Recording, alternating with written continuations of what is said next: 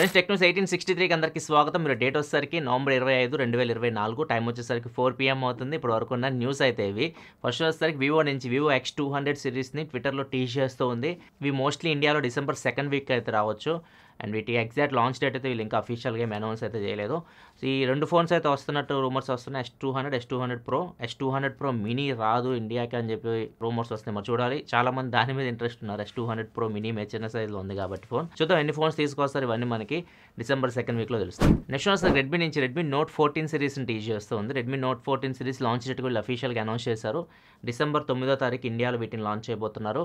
And ఈ poster చూస్తూ ఉంటే కెమెరా మాడ్యూల్ని వీళ్ళు హైలైట్ చేస్తున్నారు. అండ్ దాంతోపాటు ఏఐని కూడా ఎక్కువ హైలైట్ చేస్తూ ఉన్నారు.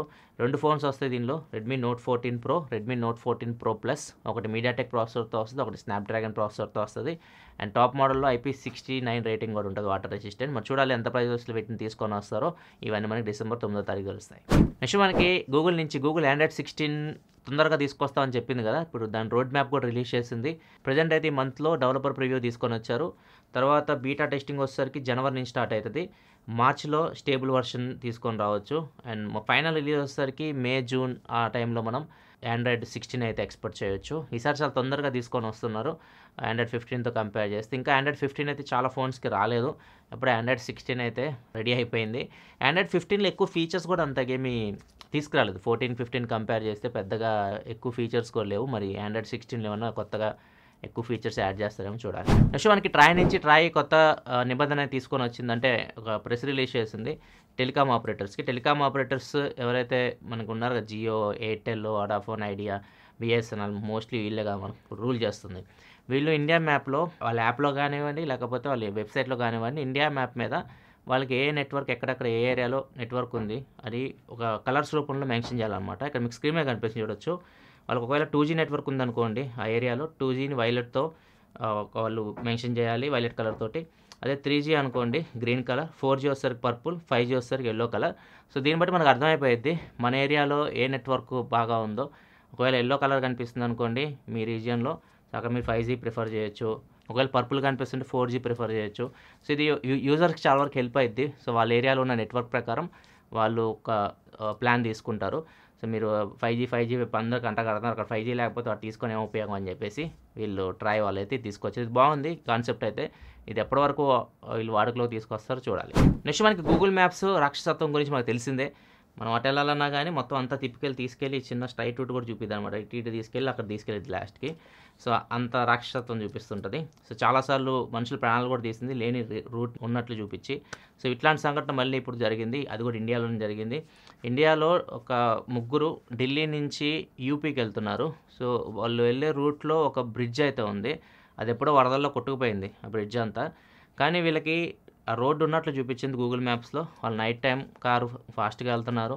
సో అలా రోడ్డు ఉందనుకొని అలా వెళ్తూనే ఉన్నారు. సో అక్కడ సడన్గా రోడ్డు లేకపోయేసరికి వాళ్ళు కారు మొత్తం కింద పడిపోయి పాపం అక్కడ లోపల ముగ్గురు అక్కడెక్కడ చనిపోయారు. సో దీన్ని అక్కడ యాక్చువల్గా అయితే గ్రామస్తులు ఏంటంటే వాళ్ళకి సపరేట్ రూట్ ఉంటుంది. ఒక రూట్ ఇక్కడ మీకు మ్యాప్ కనిపిస్తుంది కదా, సో బ్రిడ్జ్ కాకుండా వాళ్ళు ఆ రూట్ తీసుకొని వెళ్తారు.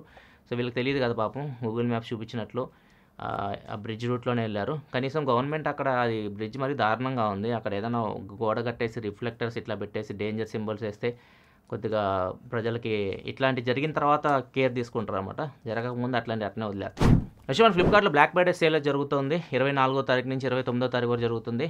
అమెజాన్లో 29వ తారీఖు స్టార్ట్ అవుతుంది. ఏంది వీళ్ళు పాపం ఈసారి కొద్దిగా మాట్లాడుకున్నట్టున్నారు, ఎప్పుడు పోటీలు పడి తీసుకొస్తారు సేల్స్.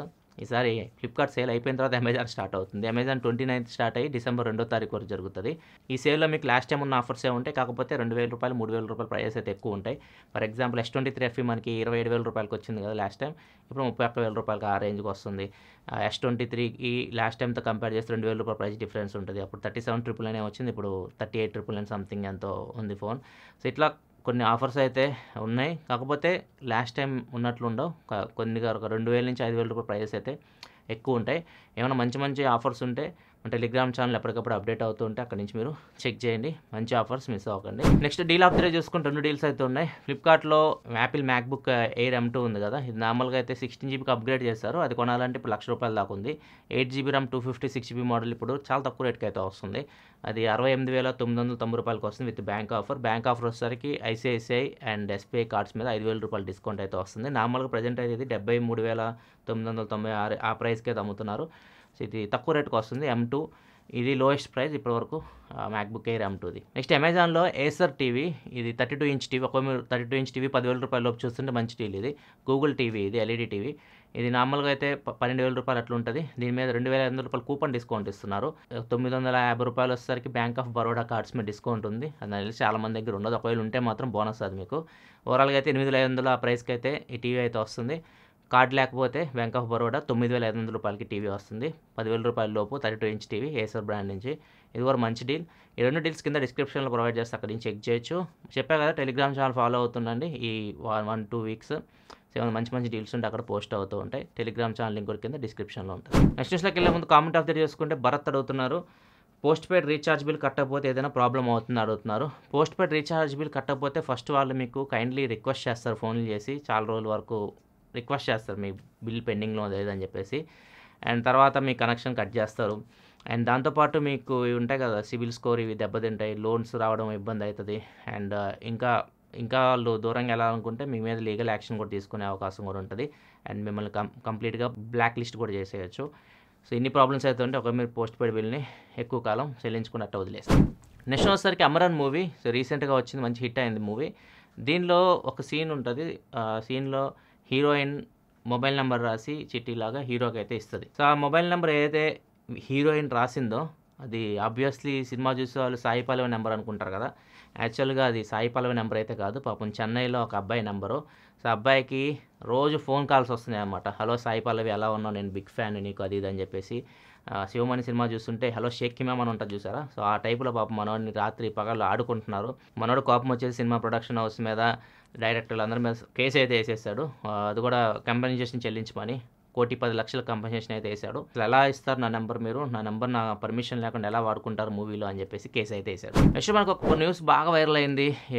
ఇన్స్టాగ్రామ్లో మీరు ఎక్కడ చూసినా కానీ, మామూలుగా న్యూస్ ఛానల్స్లో కూడా హెయిర్ డ్రైయర్ బ్లాస్ట్ అయింది, ఒక అమ్మాయి చేతులు పోయినాయి అని చెప్పేసి మీకు చాలా న్యూస్లో అయితే మీరు చూసే ఉంటారు. కాకపోతే ఇది మొత్తం ఫల్టీ కొట్టింది. కేసే హెయిర్ డ్రైయర్ బ్లాస్ట్ అవ్వలేదు, హెయిర్ డ్రైయర్ని బాంబు పెట్టి బ్లాస్ట్ చేశారు ఒక అమ్మాయిని చంపడానికి. సో ఇది న్యూస్ అసలు యాక్చువల్లీ. వివరాల్లోకి వెళ్తే ఇది జరిగింది వచ్చేసరికి కర్ణాటకలో సిద్ధప్ప అని చెప్పేసి ఒక అతను ఉన్నాడు అనమాట. మీ స్క్రీన్ మీద కనిపిస్తాను, ఇతని పేరు సిద్ధప్ప. సో ఇతను విలన్ అనమాట. ఈయన ఇలా క్వారీస్లో అట్లా పనిచేస్తూ ఉంటాడు. అక్కడ డిటోనేటర్స్ ఆయన పెట్టి ఈ రాళ్ళు బండలు పగలగొడుతుంటారు కదా, దానిలో ఎక్స్పర్ట్ అనమాట ఇతను. సో ఇతనే చంపాలనుకుంది. ఎవరిని చంపాలనుకున్నాడంటే శశికళ అని చెప్పేసి ఒక అమ్మాయిని చంపాలనుకున్నాడు. ఎందుకు చంపాలనుకున్నాడు? ఈ సిద్ధప్పకి రాజేశ్వరి అని చెప్పేసి ఒక అమ్మాయి అంటే ఇష్టం అనమాట. శశికళ, రాజేశ్వరి పక్కపక్కనే ఉంటారు, పక్కపక్క ఇళ్ళల్లో ఉంటారు. ఈ రాజేశ్వరి అనే అమ్మాయిని ఈయన లవ్ చేస్తున్నాడు మన సిద్ధప్ప. కాకపోతే అమ్మాయికి పెళ్ళి అయిపోయింది, పిల్లలు ఉన్నారు. వాళ్ళ ఆయన ఎక్స్ ఆర్మీ అనమాట, ఆయన చనిపోయాడు. సో ఈ అమ్మాయికి ఇప్పుడు హస్బెండ్ లేరు కాబట్టి ఈయన ఆమెను లవ్ చేయడం. సో వాళ్ళిద్దరు కలుసుకుంటున్నారు, సిద్ధప్ప రాజేశ్వరి కలుసుకుంటున్నారు. అది శశికళకి నచ్చలేదు. శశికళ అమ్మాయికి చెప్పింది, ఆయన మంచోడు గారు, మీరు కొద్దిగా జాగ్రత్తగా ఉండండి అని చెప్పేసి. ఫ్రెండ్ అనమాట, ఫ్రెండ్ అయితే చెప్తారు, సజెషన్లు ఇస్తుంటారు కదా. సో అట్లా శశికళ మధ్యలో వెళ్ళి రాజేశ్వరిని అట్లా పెట్టి వాళ్ళిద్దరి మధ్య చిచ్చులు పెట్టడం ఇట్లాంటివి చేస్తూ ఉండేది అనమాట. సో ఈ సిద్ధప్పకు నచ్చలేదు. సో మా ఇద్దరి మధ్య నువ్వేం చిచ్చులు పెట్టాదని చెప్పేసి ఒక హెయిర్ డ్రైయర్ తీసుకొని హెయిర్ డ్రైయర్లో ఈ డిటోనేటర్ పెట్టేసి డెలివరీకి పంపించారు అనమాట. శశికళకు పంపించారు యాక్చువల్లీ. శశికళ అని చెప్పి కొరియర్ మీద కనిపిస్తుంది. శశికళకు పంపిస్తే ఆమెకు సమయానికి ఇంట్లో లేకపోయేసరికి పక్కన మా ఫ్రెండ్ ఉంటుంది రాజేశ్వరి, అమ్మాయికి ఇవ్వండి అని చెప్పేసి కొరియర్ బాయ్కి చెప్పింది. వెళ్ళి కొరియర్ బాయ్ రాజేశ్వరికి అది ఇచ్చారు. రాజేశ్వరి ఇది కొరియర్ వచ్చిందని చెప్పేసి ఫోన్ చేసింది శశికళకి. ఒకసారి ఓపెన్ చేసి చూడు ఏముందో దానిలో అని ఓపెన్ చేసి చూస్తే అక్కడ హెయిర్ డ్రైయర్ ఉంది. సో హెయిర్ డ్రైయర్ ఉంది కదా, ఇది పనిచేస్తుంది లేదా అని చెప్పేసి రాజేశ్వరి ఇలా ప్లగ్లో పెట్టేసి ఆన్ చేసింది. ఆన్ చేయగానే బ్లాస్ట్ అయింది. అది బ్లాస్ట్ అయ్యి అమ్మాయి 2 చేతులు అయితే పోయినాయి. యాక్చువల్గా ఈయన పెట్టింది ఈమె శశికళని చంపాలని చెప్పేసి. సో అది రివర్స్లో వెళ్ళి ఈయన ఎవరైతే లవ్ చేస్తున్నాడో అమ్మాయికి 2 చేతులు అయితే పోయినాయి.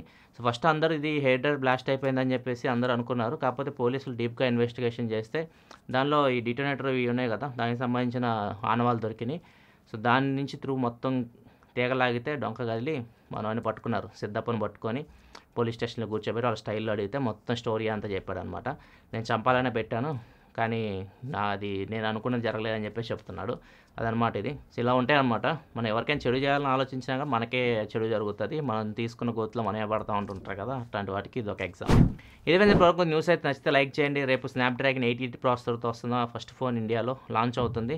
Realme GT 7 Pro. దాని రివ్యూ మన ఛానల్‌లో అయితే రేపైతే వస్తది. ఆ వీడియో మీరు చెక్ చేయాలనుకుంటే కింద సబ్స్క్రైబ్ బటన్ కనిపిస్తుంది కదా! దాని మీద క్లిక్ చేసి సబ్స్క్రైబ్ చేసుకొని ఫాలో అవుతుండండి. రేపు వచ్చేస్తది. వీడియో నచ్చితే లైక్ చేయండి. Thanks for watching. By by.